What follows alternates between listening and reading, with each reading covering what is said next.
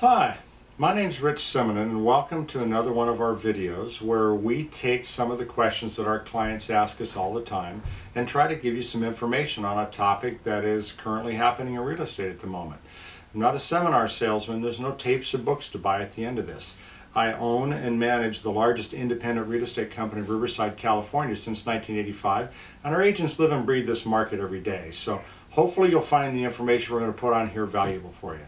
Today we're going to talk about sellers and what you need to know if you're thinking about going down the short sale road. Sellers and short sales. And we're going to break this into two parts. This happens to be part one because it's a little too lengthy to do all at once. So let's jump in.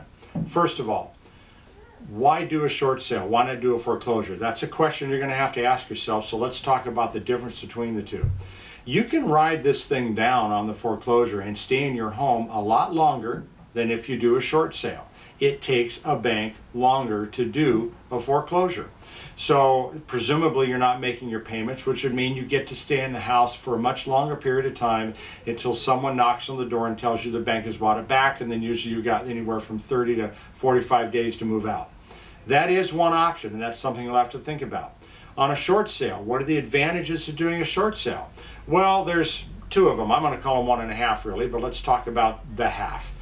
Some lenders will tell you that if you do a short sale, that it appears on your credit report as being better than if you do a foreclosure. But the problem is the lending community seems to be fairly split on that. We can't get a straight answer from them. Some of them say, look, they're going to be about the same. Some of them say the short sale is going to be better. So I don't know. I can't tell you. It's a little confusing for us and sometimes frustrating, but such is the nature of the beast. However, there is no disparities, okay, or discrepancies on the second one, which is this.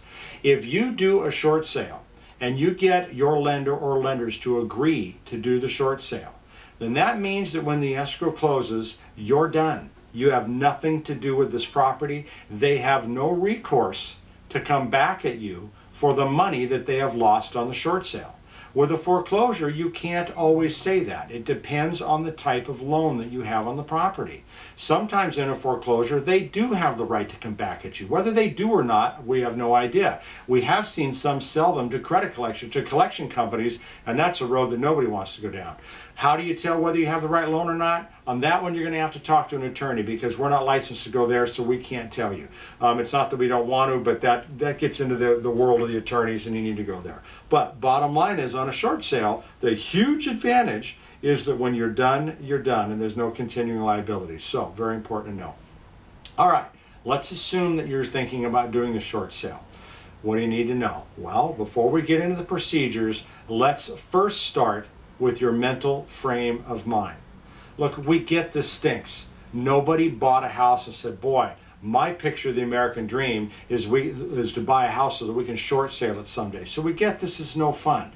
Have a good cry, go kick a can around the backyard, but understand that if you do the short sale, you are truly taking a half a step back to take 2 steps forward because you will be able to buy another home sooner than you imagine. Bottom line is, don't beat yourself up too much on this. You didn't make this happen. You didn't cause this to happen.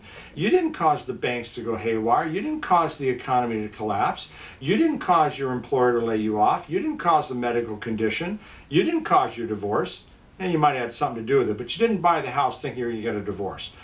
You didn't make this happen. There's a whole lot of good people out there who did everything right and simply got caught behind an 8 ball that they had nothing to do with. So do not beat yourself up badly on this. It's not your fault. It's very important you understand that. Okay, because you need to have a positive frame of mind when you go through this because you are not a passive player in this. And I'm going to cut off part 1 right now on the passive player and pick it up in part 2, so be sure and check that out. Thank you very much, and we'll see you on part 2 of this.